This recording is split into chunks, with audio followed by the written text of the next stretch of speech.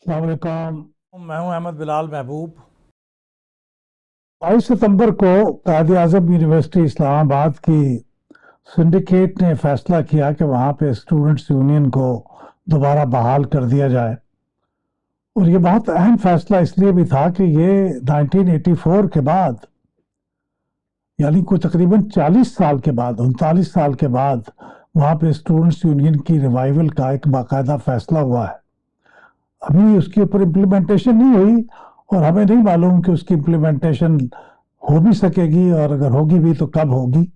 लेकिन ये इतना बड़ा फैसला, ऐसा फैसला जिसके ऊपर पाकिस्तान में बहुत डिवाइडेड ओपिनियन पाई जाती है, वो शायद इसलिए कर सके वाइस चांसलर साहब प्रोफेसर नियाज अख्तर साहब, कि वहाँ पे सिंडिकेट के अंदर एक्स ऑफिशियो मेंबर के तौर पे चीफ जस्टिस ऑफ पाकिस्तान काजी फायज ईसा भी मौजूद थे और उन्होंने भी इस फैसले की तायीद की, हिमायत की। तो मेरे ख्याल में उनकी तायीद और उनकी मौजूदगी की वजह से ये हिम्मत हुई कि स्टूडेंट्स यूनियन की बहाली का फैसला किया जाए। अब इसके बारे में फिर से बहस शुरू हो गई है और चंद सवालात लोग कर रहे हैं। उन सवालों का जवाब हम तलाश करने की कोशिश करेंगे आज की इस गुफ्तगू में। सबसे पहला सवाल और जो सबसे बड़ी तशवीश है वो ये है कि क्या स्टूडेंट्स यूनियन की रिवाइवल के बाद क्या ऐसा तो नहीं होगा कि यूनिवर्सिटियां और कॉलेज इनके अंदर अमन बर्बाद होकर रह जाए, तालीमी तौर पे क्लासेस ही ना हो सके, तलबा तालीम हासिल कर सकें और डिसरप्शन हो जाए ऑल अक्रॉस द बोर्ड। ये पहली तशवीश और पहला सवाल है। इसका जवाब एक तो मैं अपने ज़ाती तजर्बे की बुनियाद पे दूंगा, क्योंकि मैं 1984 में जब स्टूडेंट्स यूनियंस पाकिस्तान के अंदर मार्शल गवर्नमेंट की तरफ से बंद हुई थी, तो उससे काफ़ी अर्सा पहले 1972-73 के साल में मैं engineering university students union, Lahore की इंजीनियरिंग यूनिवर्सिटी स्टूडेंट्स यूनियन का प्रेसिडेंट था। तो मैं ज़ाती तौर पे आपको बता सकता हूँ कि बावजूद इसके कि बहुत एग्जैजरेटेड ये व्यू है कि यूनिवर्सिटियों के अंदर लड़ाई झगड़ा होता रहता था और मार कुटाई रहती थी और बहुत तशद्दुद होता था, दर हकीकत ऐसा नहीं था। वाक़यात होते थे इक्का दुक्का और उन वाक़यात के ऊपर फिर काबू भी पाया जाता था और जो वायलेट करते थे डिसिप्लिन को उनके खिलाफ कार्रवाई भी होती थी। लेकिन कोई अक्रॉस द बोर्ड ऐसा नहीं था कि मुस्तकिल वहाँ लड़ाई झगड़ा जारी रहता था। और ये लड़ाई झगड़ा जो इस वक्त चल रहा है, जो स्टूडेंट्स यूनियन नहीं है, वहाँ पे एथनिक सोसाइटीज़ हैं, एथनिक ऑर्गेनाइजेशंस हैं, कुछ दूसरे ग्रुप भी मौजूद हैं। तो स्टूडेंट्स यूनियन की गैर मौजूदगी में भी जितनी बेचैनी और बेअमनी है, उससे कोई बहुत ज़्यादा बदअमनी की सूरत हाल स्टूडेंट्स यूनियन के ज़माने में नहीं थी। ये मैं ज़ाती तजर्बे और मुशाहदे की बुनियाद पर यह बात कह सकता हूँ। कुछ लोग जो इसका जिक्र करते हैं वो थोड़ा सा शायद मुबालगा करते हैं, क्योंकि आज के लोगों को तो कोई तजुर्बा नहीं है स्टूडेंट्स यूनियन का, उन्होंने तो ये देखी नहीं हुई, 40 साल पहले की बात है। तो जो लोग पुराने उस ज़माने के अंदर यूनिवर्सिटियों और कॉलेजों में पढ़ते थे, उनमें से बाज़ इसके बारे में बहुत मुबालगा आराई से बयान करते हैं कि उस ज़माने में बहुत बदअमनी का दौरा था। एक दो साल आए होंगे दरमियान में, वो इसलिए भी था कि मार्शल की गवर्नमेंट स्टूडेंट्स यूनियन को बैन करना चाहती थी, तो उन्होंने जानबूझ के अपने एजेंट ऐसे दाखिल कर दिए जो अमन अम्मा और तालीमी अमन को बर्बाद करें, ताकि उन्हें बहाना मिल जाए कि स्टूडेंट्स यूनियन को बैन किया जा सके, जो बिलाखिर 1984 में फिर बैन कर दी गई। लेकिन मैं इसलिए भी कह सकता हूँ बहुत यकीन के साथ कि आइंदा अगर स्टूडेंट्स यूनियन बहाल हो भी गई तो तालीमी तौर पे यूनिवर्सिटी और कॉलेजों के अंदर बदअमनी का इम्कानात पहले से बहुत ही कम होंगे, क्योंकि 3 बड़ी अहम तब्दीलियां आ चुकी हैं 1984 के बाद। पहली अहम तब्दीली तो ये है कि उस जमाने में 1984 में गालिबन 1 या 2 प्राइवेट यूनिवर्सिटियां मुल्क के अंदर मौजूद थी। यानी अगर परसेंटेज के हिसाब से देखें तो मेरा ख्याल है 5% या 3% यूनिवर्सिटियां प्राइवेट सेक्टर की होंगी।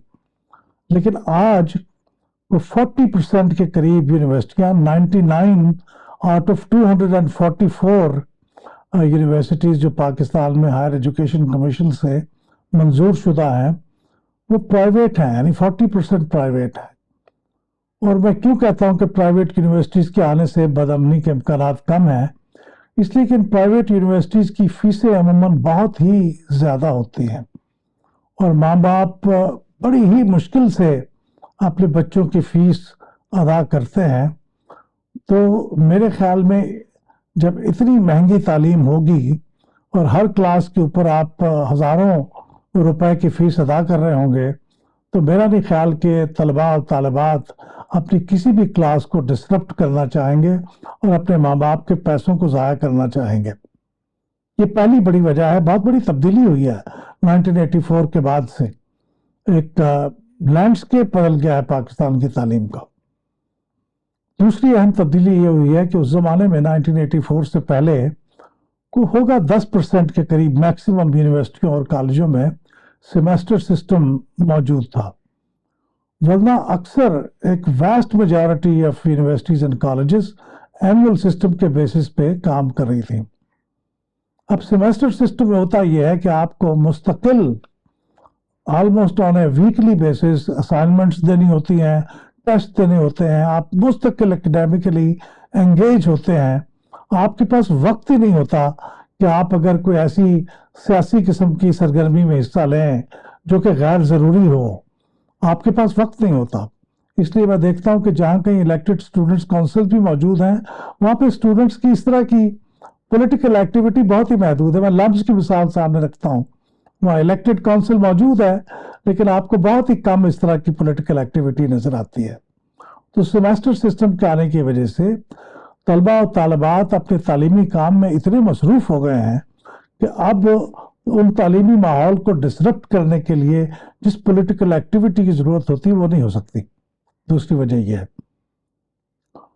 तीसरी बड़ी वजह यह है कि जिस ज़माने में 1984 से पहले का दौर था, उसमें जब मार्शल लॉ था तब भी, और मार्शल लॉ से पहले मैं जिस ज़माने में यूनिवर्सिटी में था वो जुल्फ़िकार अली भुट्टो साहब का दौर था, तो सियासी जमातों के ऊपर बहुत पाबंदी थी।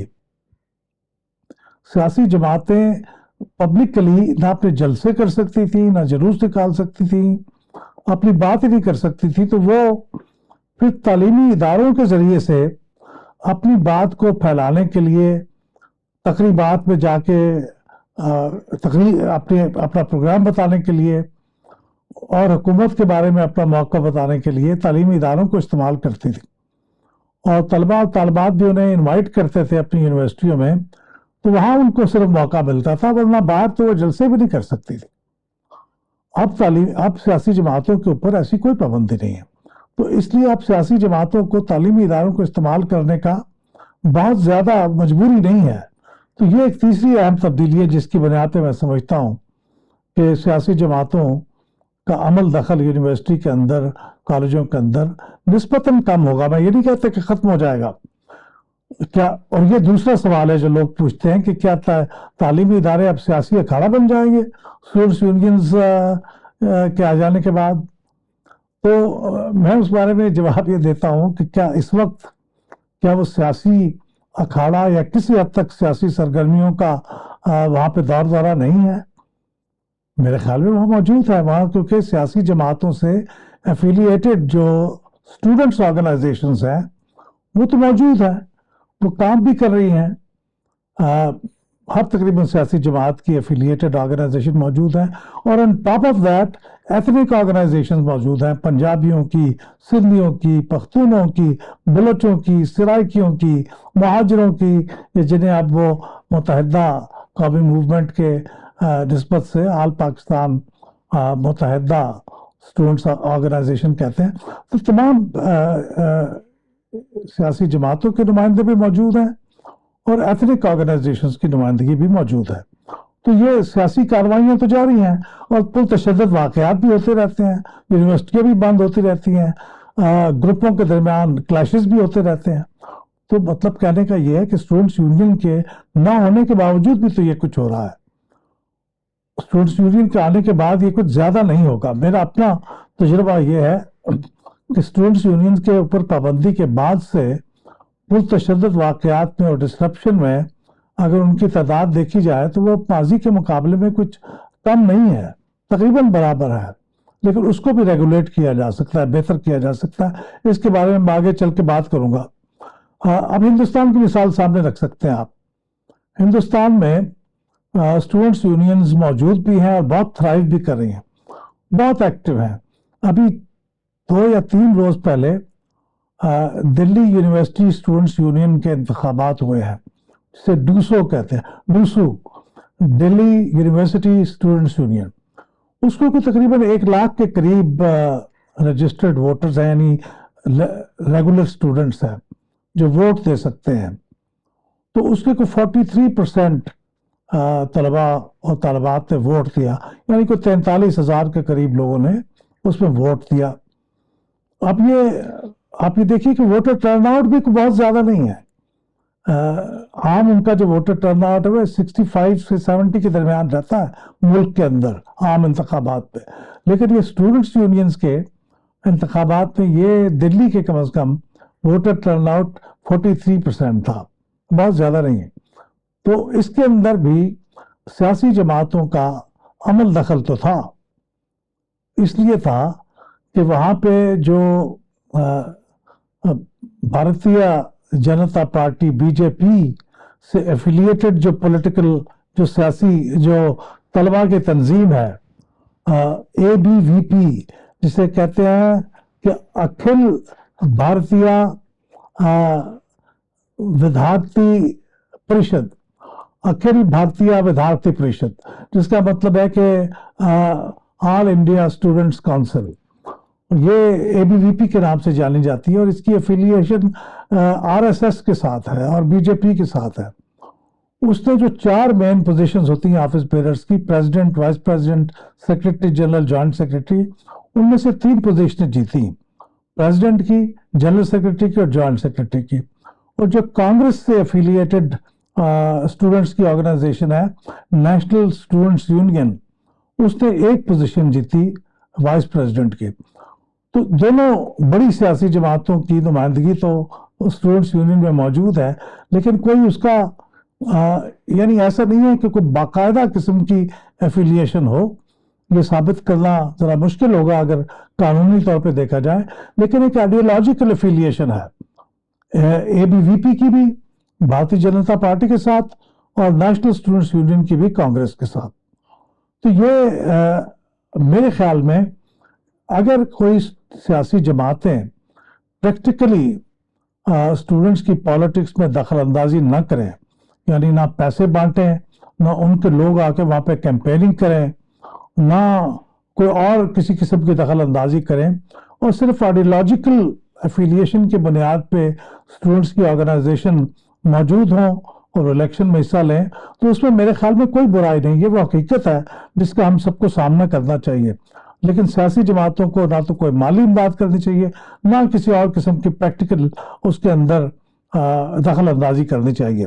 تو یہ بھی میرے خیال میں سیاسی اکھاڑا بننے کی بات بھی آپ سمجھے کہ کسی حد تک، جو میں پہلے ریزنز بیان کر چکا ہوں، سیمیسٹر سسٹم، سیاسی جماعتوں کے پاس اپنے ایکٹیویٹیز کرنے کا میدان تعلیمی اداروں سے باہر بھی موجود ہے، اور یہ کہ اس کے علاوہ جو اسٹوڈنٹس ہیں وہ پرائیویٹ یونیورسٹیوں کے اندر ان کی بڑی تعلیم مہنگی ہے، تو ان وجوہات کی بنا پہ سیاسی اکھاڑا بننے کے امکانات کم ہیں، لیکن پھر بھی سیاسی ایکٹیویٹیز ہوں گی اور اس سے ہمیں گھبرانا نہیں چاہیے۔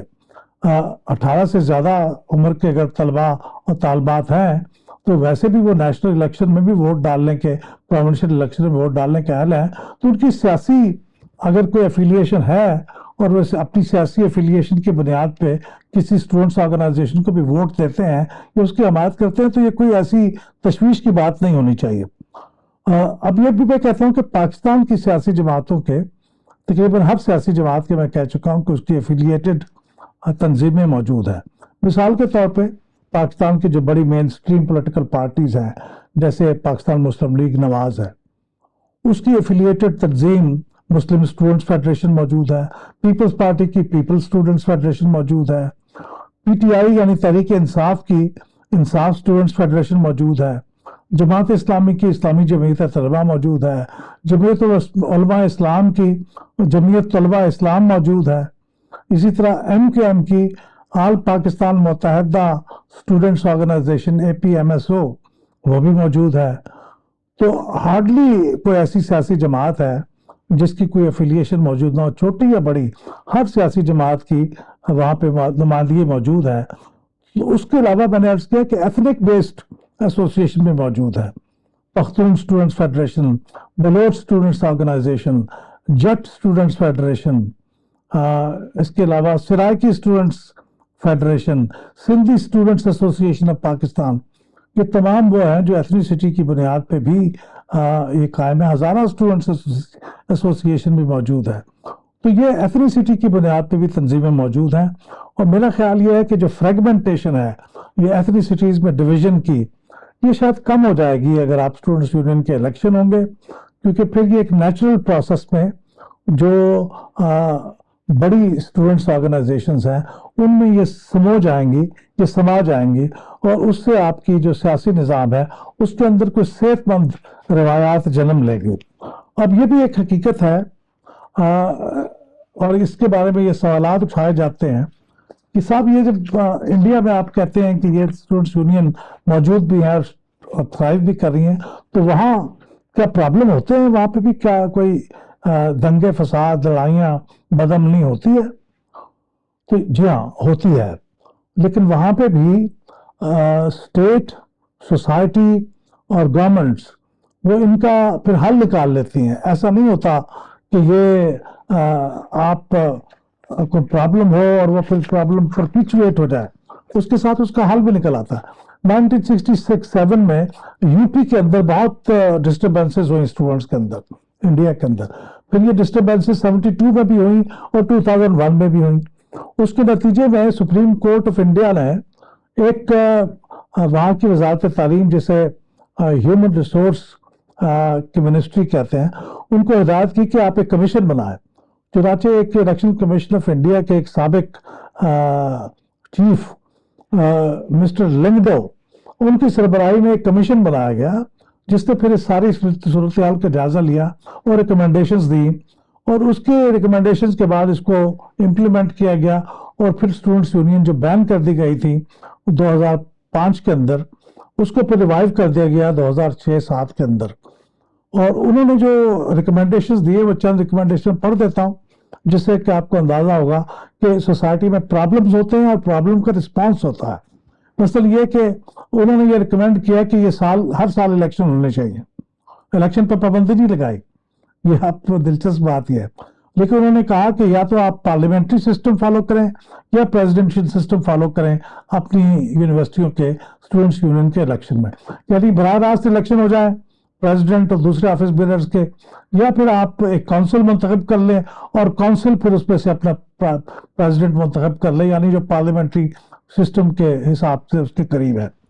इसके बाद उन्होंने ये कहा कि 10 दिन के अंदर 10 दिन का इलेक्टोरल पीरियड होना चाहिए, यानी नॉमिनेशन पेपर के जमा कराने से इंतखाब के रिजल्ट के अनाउंसमेंट तक 10 दिन से ज्यादा लंबा नहीं होना चाहिए, ताकि कोई बड़ी यूनिवर्सिटियों के अंदर डिस्ट्रप्शन ना हो। ये भी पाबंदी लगाई उन्होंने। फिर ये कहा कि कैंडिडेट्स की जो एज है 17 से 22 साल तक हो अंडर ग्रेजुएट क्लासेस के अंदर, 25 साल से कम हो ग्रेजुएट क्लासेस के अंदर, और 28 साल तक हो वो जो PhD के स्टूडेंट्स हैं, रिसर्च के स्टूडेंट्स हैं। इसका मतलब ये था कि जो स्टूडेंट्स यहाँ एक बार डिग्री लेने के बाद फिर दोबारा एडमिशन ले लेते हैं, फिर तीसरी बार एडमिशन ले लेते हैं, और यूँ प्रोफेशनल स्टूडेंट्स की तादाद होती है, उनको मौका ना मिले, क्योंकि इस एज पे अगर पाबंदी होगी तो प्रोफेशनल स्टूडेंट लीडर्स के ऊपर भी पाबंदी लग जाएगी। उन्होंने ये भी कहा कि ये वो स्टूडेंट्स हिस्सा ले सकते हैं इलेक्शन में जिनकी कम से कम 75% अटेंडेंस हो। इसका मतलब वैसे नहीं हो सकते कि वो स्टूडेंट नाम लिखवा दें अपने आप का बतौर स्टूडेंट, एनरोल हो जाए, लेकिन क्लासों में ना आए और सिर्फ इलेक्शन लड़ने के लिए आ जाए। उनके ऊपर पाबंदी होगी। 75% अटेंडेंस आपका होना चाहिए, और कोई फंड इलेक्शन के अंदर बाहर से नहीं आएंगे। उसी यूनिवर्सिटी के स्टूडेंट्स वॉलंटरी जो पैसे दें रजाकाराना तौर पर चंदा, उसी से इलेक्शन लड़ेंगे। 5,000 रुपए, ये 2005 की बात है, 5,000 रुपए से ज्यादा कोई कैंडिडेट खर्च नहीं करेगा। آج یہ نسبتاً زیادہ ہوگا، شاید 20,000 روپے ہو جائے، لیکن اس سے زیادہ پیسے خرچ نہیں کریں گے۔ پرنٹڈ مٹیریل کا استعمال نہیں ہوگا، کوئی چیز پرنٹ نہیں کی جائے گی، مینیفیسٹو، ہینڈ بلز، بیجز کوئی پرنٹ نہیں ہوگی، ہینڈ میڈ ہوں گے۔ اس کا مطلب اخراجات پہ پابندی ہوگی۔ تو اس قسم کی اور کینڈیڈیٹس کا کوئی کرمنل ریکارڈ نہیں ہوگا۔ یہ ساری چیزیں کرنے کا مقصد یہ تھا کہ ریگولیٹ کیا جائے اسٹوڈنٹس یونین کے الیکشن کو۔ تو میرا خیال یہ ہے کہ اگر اس طرح آپ اس کو ریگولیٹ کر دیں گے تو جو لوگوں کے اندر وسوسے ہیں، جو تشویش ہے کہ بد امنی ہوگی، تعلیمی ماحول خراب ہوگا، سیاسی اکھاڑا بن جائیں گی یونیورسٹیاں، اس کو ریگولیٹ کرنا پڑے گا۔ مجھے یاد ہے کہ جب ہم اسٹوڈنٹس تھے تو اس زمانے میں اسٹوڈنٹس یونین کا ایک باقاعدہ کانسٹیٹیوشن ہوتا تھا، چھپا ہوا کانسٹیٹیوشن تھا جو یونیورسٹی کی انتظامیہ نے چھپوایا ہوا تھا۔ اور وہ جب کانسٹیٹیوشن بنا تھا تو باقاعدہ ایک ریفرینڈم کے ذریعے طلباء اور طالبات نے اس کو اپروو کیا تھا۔ تو اس کے اندر پورا نظام لکھا ہوتا ہے کہ کس طرح الیکشن ہوں گے، کیا کیا عہدے ہوں گے، کون حصہ لے سکتا ہے، کون حصہ نہ لے لیں کہ جس کے اوپر پابندی ہوگی، وغیرہ وغیرہ۔ تو ایک نظام مرتب کرنا ہوگا، چیزیں ریگولیٹ کرنی ہوں گی۔ اور شروع میں شاید تھوڑی سی کوئی بے چینی ہو، لیکن جیسے جیسے ہم الیکشن کروائیں گے اور یہ نظام چلتا جائے گا تو میرے خیال میں صورتحال بہتر ہوتی جائے گی۔ آخر میں یہ عرض کرنا چاہتا ہوں کہ یہ سوال بڑا ضروری ہے اور لیجیٹیمیٹ ہے کہ ہم کیوں لانا چاہتے ہیں اسٹوڈنٹس یونین کو، اس کی بحالی کی کیا وجہ ہے، کیا فائدہ ہوگا۔ اس پہ بنیادی طور پہ میں آپ کو چند وجوہات بتانا چاہتا ہوں جو بہت ہی امپورٹنٹ ہے۔ میں نے ذاتی طور پہ، جیسے میں نے عرض کیا کہ میں نے اس کا مشاہدہ کیا ہے اور میں نے اس کا تجربہ کیا، اس کی بنیاد پہ کہہ رہا ہوں۔ جتنی تربیت اسٹوڈنٹس یونین کے نظام سے طلباء اور طالبات کی ہوتی ہے، شاید ہی کسی اور طریقے سے ہو سکتی ہو۔ کیا ہوتی ہے؟ مطلب پہلی بات تو یہ ہے کہ آپ کے اندر ایک ڈیموکریٹک کلچر پیدا ہوتا ہے۔ آپ انتخابات لڑتے ہیں، آپ کے مخالفین انتخابات لڑتے ہیں، وہ کیمپین کرتے ہیں، آپ کیمپین کرتے ہیں، ان کے خیالات کچھ اور ہوتے ہیں، آپ کے خیالات کچھ ہوتے ہیں۔ آپ ان کے خیالات کو برداشت کرنا سیکھتے ہیں، وہ آپ کے خیالات اور آپ کے ویو پوائنٹس کو برداشت کرنا سیکھتے ہیں۔ تو یوں ایک ٹالرنس پیدا ہوتی ہے ایک دوسرے کے نظریات اور خیالات کو برداشت کرنے کی اور انہیں سمجھنے کی، ایک دوسرے کی بات سمجھنے کی بھی کوشش کی جاتی ہے۔ آپ بطور ووٹرز میں حصہ لے رہے ہوں، بطور کینڈیڈیٹ حصہ لے رہے ہوں، بطور کسی طلبہ تنظیم کے کارکن کے اور کیمپینر کے حصہ لے رہے ہوں، آپ کی بڑی تربیت ہوتی ہے۔ کیمپین کیسی چلائی جاتی ہے، کیمپین کو آرگنائز کیسے کیا جاتا ہے، آرگنائزیشنل سکلز کیسے آپ کی پیدا ہوتی ہیں، کمیونیکیشن سکلز کیسے ڈیولپ ہوتی ہیں۔ یہ ساری باتیں وہ ہیں جن کے لیے آپ ہزاروں لاکھوں روپے کی فیس دے کے کورسز اٹینڈ کرتے ہیں۔ یہ اسٹوڈنٹس یونین کے نظام میں آپ کو یہ ساری تربیت حاصل ہو جاتی ہے۔ اور سب سے بڑی بات، پہلی والی بات جو میں نے کہی کہ ڈیموکریٹک کلچر پیدا ہوتا ہے، جمہوری کلچر فروغ پاتا ہے۔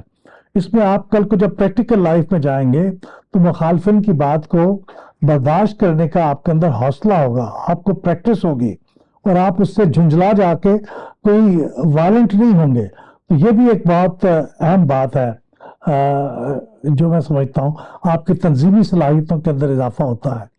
آپ ڈائلاگ کی اسپرٹ کو سمجھتے ہیں، ایک دوسرے سے بات چیت کرتے ہیں۔ جب الیکٹ ہو جاتے ہیں اسٹوڈنٹس یونین کے اندر تو وہاں ایک کونسل بنتی ہے، وہاں بیٹھ کے مختلف خیالوں کے لوگ ہوتے ہیں کہ فیصلہ کرنے سے پہلے آپ کا ڈائلاگ ہوتا ہے، آپ ایک دوسرے کی بات سمجھتے ہیں، تو اس کے نتیجے میں ڈائلاگ کا جو کلچر ہے وہ بھی پروموٹ ہوتا ہے۔ تو میرے خیال میں ہمیں ایک نارمل سوسائٹی اور نارمل ملک بننا چاہیے اور اسٹوڈنٹس یونین کو یہاں بحال ہونے دینا چاہیے، اس کی مخالفت نہیں کرنی چاہیے۔ جو تشویش کے پہلو ہیں ان کو حل کرنے کے لیے ہمیں اس کے لیے ریگولیشن کا کوئی انتظام کرنا چاہیے، کانسٹیٹیوشن کے ذریعے سے، کچھ قواعد بنانے کے ذریعے سے، کچھ قوانین بنانے کے ذریعے سے۔ اور اس وجہ سے کہ ہم چونکہ خائف ہیں، ہم ایک انتہائی مفید چیز کو نہ روکیں اور اس کو ہونے دیں اور اس کو آگے بڑھنے دیں۔ بہت شکریہ۔